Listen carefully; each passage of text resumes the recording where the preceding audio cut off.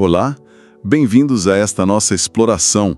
Hoje a gente mergulha num texto bíblico, olha, curto, mas de uma intensidade impressionante. O livro de Abacuque é o 35º livro da Bíblia hebraica. A nossa fonte principal aqui são os 3 capítulos do próprio livro, né? Que a tradição atribui ao profeta Abacuque mesmo. O cenário é Judá, provavelmente ali no finalzinho do século 7 a.C., pouco antes da invasão da Babilônia, e o clima, olha, é tenso. Abacuque está muito angustiado com a violência, com a injustiça que ele vê ali no meio do seu próprio povo, e ele sente que vem coisa pior, né? A ameaça dos babilônios, que eram conhecidos por serem cruéis. O livro é, na essência, um diálogo bem franco, quase um confronto, sabe? Entre o profeta e Deus. Ele não fica quieto, ele cobra respostas, porque o mal parece vencer, porque Deus parece indiferente. A honestidade, assim, brutal, que torna Abacuque tão relevante até hoje, né? Ele não foge da dúvida. Pelo contrário, ele leva a dúvida direto para Deus. É uma jornada sobre como manter a fé quando tudo parece desabar e as respostas que vêm de cima, bom, não são bem as que a gente esperava. Ele chega a perguntar, né? Por que me fazes ver tanta maldade? Por que toleras a injustiça? São perguntas difíceis que ecoam, né? Pois é, e a nossa missão aqui é justamente seguir essa jornada, sabe? As queixas do Abacuque, as respostas de Deus, que são às vezes desconcertantes, e a transformação dele no final. Vamos tentar entender por que esse diálogo de tanto tempo atrás ainda fala tanto com a gente. Ok, vamos analisar isso mais de perto. O livro já começa com um lamento, sabe? Um grito quase de desespero no capítulo 1. Abacuque fala direto com Deus. Até quando, Senhor, vou clamar e tu não me escutarás? Vou gritar violência e tu não salvarás. Ele pinta um quadro bem sombrio da sociedade ali de Judá. Ele fala que a lei não funciona, a justiça nunca vence, os maus cercam os bons e o resultado é uma justiça toda torta. Ele vê destruição, violência, briga, conflito para todo lado. É um retrato muito forte, né? De um colapso social, moral, interno mesmo. A angústia do Abacuque não é só teórica, entende? É existencial. Ele tá vendo a sociedade dele se desfazer por dentro. E o ponto central dessa primeira queixa é a aparente inércia de Deus diante desse caos todo. Teus olhos são puros demais para olhar o mal. Não podes tolerar a opressão. Então, por que toleras os traidores? Por que ficas calado enquanto os maus devoram quem é mais justo do que eles? Ele tá ali, né, lutando para conciliar o caráter de Deus com a realidade que ele tá vendo. Uma tensão clássica, né? Com certeza. E a primeira resposta de Deus que a gente vê ali a partir do verso 5 do capítulo 1, olha, não é nada reconfortante. Deus basicamente diz: olhem aí para as nações. Observem e fiquem pasmos, porque eu estou fazendo algo nos seus dias que vocês não iam acreditar mesmo que alguém contasse. E que coisa espantosa é essa, Deus revela. Estou levantando os babilônios, aquela nação cruel e impetuosa. E a descrição que vem depois é de arrepiar. Os babilônios são mostrados como uma força assim implacável, violentos, rápidos, marchando pelo mundo, tomando terras que não são deles. Os cavalos deles mais rápidos que leopardos, mais ferozes que lobos à noite. A cavalaria deles vem de longe, voa como águia para pegar a presa. Vêm todos para fazer violência, capturam gente como se fosse areia, zombam de reis, derrubam fortalezas. E tem um detalhe crucial ali no verso 11. Eles seguem adiante, mas fazem de sua própria força o seu Deus. E eles se acham, né? Isso. E aqui tá o nó, assim, teológico que deixa o Abacuque ainda mais confuso, né? A solução de Deus para a injustiça dentro de Judá é usar um povo ainda mais ímpio, mais brutal, os babilônios, como um instrumento de juízo. Isso é chocante. Não é um tapinha na mão, é uma destruição sendo anunciada. Essa revelação não traz alívio, pelo contrário, aprofunda o mistério dos caminhos de Deus. E essa observação sobre eles adorarem a própria força é chave, sabe? Eles são poderosos sim, mas são cegos para a verdadeira fonte de poder e para o fato de que eles estão, mesmo sem saber, servindo a um propósito maior. Deus está no controle, mas de um jeito que desafia a nossa expectativa de uma justiça, digamos, imediata e limpa. Perfeito. E essa resposta de Deus leva o Abacuque para a segunda rodada de perguntas, ali no final do capítulo 1, versos 12 a 17. Ele começa reafirmando quem Deus é. Senhor, tu não és desde a eternidade, meu Deus, meu santo, tu és imortal. Ele até parece que aceita o papel dos babilônios como juízo divino, tu designaste esse povo para executar juízo, mas a incompreensão continua e até piora. Se os olhos de Deus são puros demais para ver o mal, como é que ele pode tolerar esses traidores? Por que ficar quieto enquanto o ímpio engole alguém que é mais justo que ele? A metáfora que ele usa é muito forte. Deus estaria tratando as pessoas como peixes do mar, sabe, sem ninguém para guiar, que são pegos sem critério por pescadores, os babilônios, com anzol, com rede e o pior. Esses pescadores depois comemoram e oferecem sacrifício para suas ferramentas de pesca, para a rede, para a força militar deles, porque é dali que vem a riqueza, o luxo deles. A pergunta final é um lamento sobre essa violência que parece não ter fim. Será que ele, o pescador babilônio, vai continuar esvaziando a sua rede, destruindo sem dó nem piedade as nações? Essa segunda queixa vai direto ao ponto do problema da teodiceia, né? Aquela questão de como conciliar um Deus que é bom e todo-poderoso com a existência do mal, do sofrimento no mundo. Se a primeira queixa era sobre a injustiça dentro de Judá, essa agora é sobre a aparente injustiça nos métodos de Deus, usando um mal maior para punir um mal menor e ainda permitindo que esse mal maior prospere e celebre a própria força ímpia. Abacuque está lutando com a soberania de Deus versus a justiça de Deus. Como que essas duas coisas podem existir juntas quando a realidade parece tão contraditória? Ele não está negando Deus, veja bem, ele está lutando com Deus, o que é uma forma muito profunda de se relacionar com ele, né? E essa luta toda leva ele a uma postura de espera ativa. No comecinho do capítulo 2, Abacuque diz o que vai fazer. Vou ficar no meu posto de guarda, vou me posicionar na muralha, vou esperar para ver o que o Senhor vai me dizer e que resposta ele vai dar para minha queixa. Isso é impressionante, né? Apesar de toda a confusão, da dor, ele não desiste do diálogo. Ele se coloca ali esperando, pronto para ouvir, mesmo que a resposta anterior tenha sido tão dura. É um ato de fé, uma fé persistente na própria comunicação com Deus. E Deus responde de novo. A instrução é bem clara. Escreve a visão, grava ela bem em tábuas, para que quem passar correndo possa ler. A visão tem um tempo certo para acontecer, porque a visão ainda está para cumprir-se no tempo determinado. Ela se apressa para o fim e não falhará. Mesmo que pareça demorar, espere, porque ela certamente virá, não tardará. E aí vem o centro da resposta, um verso que, nossa, ecoou pela história toda, né? Abacuque 2, verso 4. Eis o soberbo, sua alma não é reta nele, mas o justo viverá pela sua fé ou fidelidade.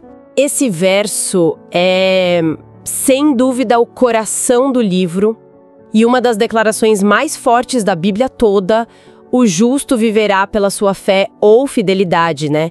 Em hebraico é emuná, que tem essa ideia de firmeza, de constância, de confiança profunda. O que isso quer dizer ali no contexto? Que no meio do caos, da demora aparente da justiça divina, da ascensão dos maus, os babilônios orgulhosos, autossuficientes, cuja alma não é reta, a sobrevivência espiritual, a vida de verdade, pertence a quem? Aqueles que ficam firmes na confiança e na lealdade a Deus. Não é sobre ter todas as respostas, entende? Mas sobre manter a fidelidade. A visão do julgamento dos babilônios e da justiça final vai chegar. Mas isso exige paciência e uma confiança que está ancorada em Deus, não no que está acontecendo ao redor. O contraste é direto. A instabilidade e a queda do orgulhoso contra a estabilidade e a vida do fiel. E o resto do capítulo 2 funciona como um detalhamento dessa certeza da queda do ímpio.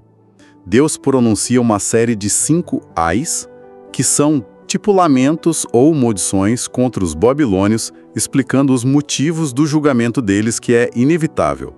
É quase como se Deus dissesse, olha, fica tranquilo, a conta deles vai chegar também. Esses ais denunciam a ganância sem fim, ai daquele que acumula o que não é seu, a exploração que vai acabar levando eles mesmos à ruína pelas mãos dos povos que oprimiram. Denunciam quem busca segurança explorando os outros, construindo impérios com sangue derramado. Tem um A específico para quem constrói cidades com injustiça, com trabalho forçado, dizendo que o esforço deles vai ser inútil, vai para o fogo. Outro contra quem humilha os vizinhos.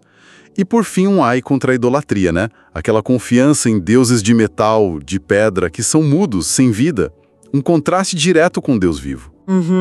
Esses ais são importantíssimos, porque eles garantem para o Abacuque, e para a gente também, que a justiça de Deus é universal. Os babilônios, mesmo sendo usados como um instrumento divino, vão ser responsabilizados pela própria arrogância, pela crueldade, pela idolatria. O sucesso deles é passageiro. Isso respondia em parte àquela angústia do Abacuque sobre o ímpio prosperar, sabe? O julgamento deles é certo, vai vir no tempo de Deus, e é nesse contexto de julgamento dos ídolos e das nações que aparece aquela promessa incrível no verso 14.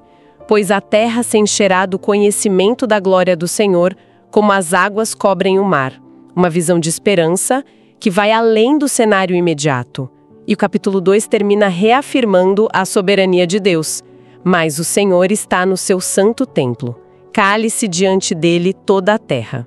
É um chamado ao silêncio, à reverência, diante do Deus que age de formas misteriosas, mas justas. Com essa segurança da justiça final de Deus e o chamado para a fé, a gente chega no capítulo 3. E aqui a forma muda totalmente. Vira um salmo, uma oração poética de Abacuque, que até instrução musical no começo e no fim. O clima agora é de reverência, de adoração, embora ainda tenha um tremor ali no meio. Abacuque começa pedindo que Deus renove suas obras no presente, como fez no passado, e que mesmo na hora da ira, ele se lembre da misericórdia.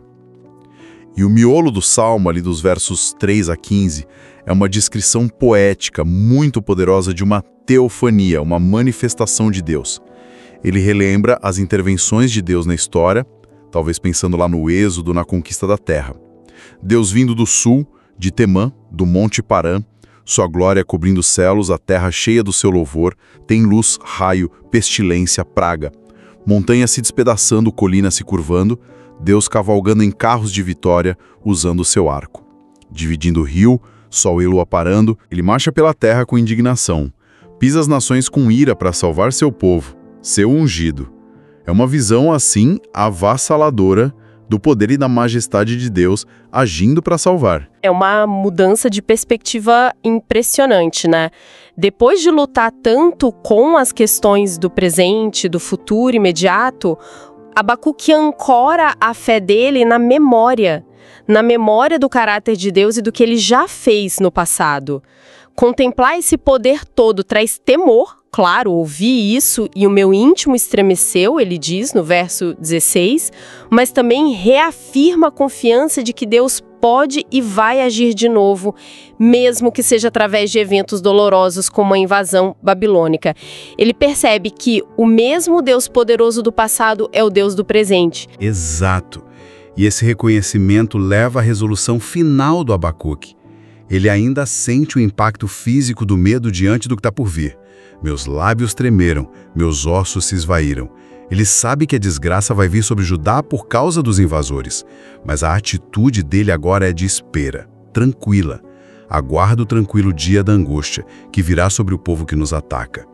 E aí ele solta uma das declarações de fé mais bonitas e fortes de toda a Bíblia, nos versos 17 a 19.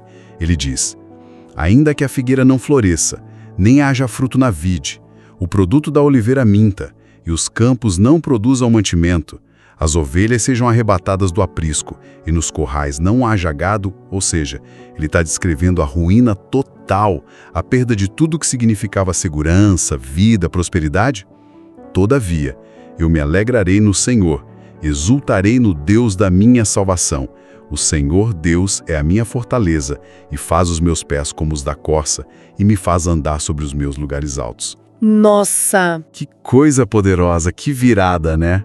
Da angústia para essa exultação. É o clímax total da transformação dele. Abacuque chega num ponto em que a alegria e a confiança dele não dependem mais do que está acontecendo fora. Por pior que seja, a fé dele está firmemente ancorada não nas bênçãos, não em entender tudo, mas no próprio Deus, aquele que é a salvação e a força dele. Ele não nega a realidade da destruição que vem, mas escolhe louvar e confiar apesar disso, ou talvez através disso. Ele é a personificação do "o justo viverá pela sua fé". E a imagem final da corça, com pés ágeis, firmes, para andar em lugares altos, perigosos, é uma metáfora brilhante para a segurança e para a estabilidade que a gente encontra em Deus, mesmo quando o chão parece sumir debaixo dos nossos pés. É uma fé que nos capacita a atravessar a dificuldade. É incrível, né? Resumindo, então, essa nossa exploração de Abacuque, a gente acompanhou um profeta, assim, incrivelmente honesto, que não teve medo de colocar Deus na parede com as dúvidas mais profundas sobre injustiça, sobre sofrimento.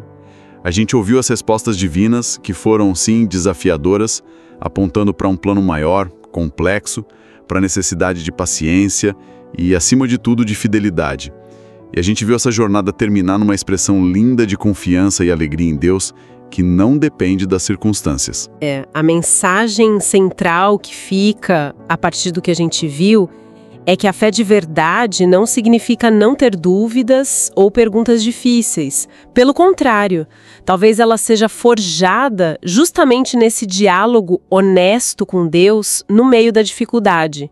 O livro não dá respostas fáceis para o problema do mal, mas ele mostra que é possível viver pela fé essa confiança ativa, perseverante na bondade, na justiça, na soberania de Deus, mesmo quando a gente não entende os caminhos dele. A fidelidade e não a compreensão total parece ser o caminho para a vida, segundo Abacuque. E isso deixa a gente com uma pergunta para pensar, né? Se essa fé tão forte do Abacuque não surgiu apesar das perguntas difíceis e da falta de respostas fáceis, mas talvez tenha sido fortalecida justamente por causa dessa luta sincera com Deus, que lugar a nossa própria honestidade intelectual e emocional diante das dificuldades da vida pode ter na construção de uma confiança mais resiliente, mais profunda em Deus? Fica aí a reflexão para a gente levar.